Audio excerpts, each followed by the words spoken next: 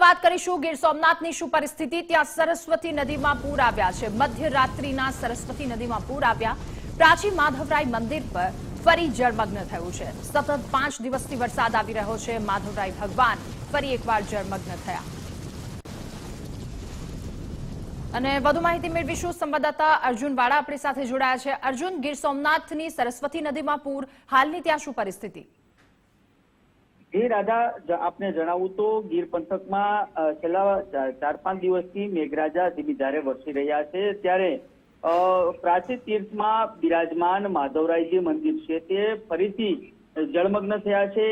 જેમાં બિરાજમાન માધવરાય ભગવાન પણ જળમગ્ન થયા છે ગીર પંથકમાં ધીમી ધારે વરસાદ છે છેલ્લા 5 દિવસથી વરસ્યો હતો જેને લઈને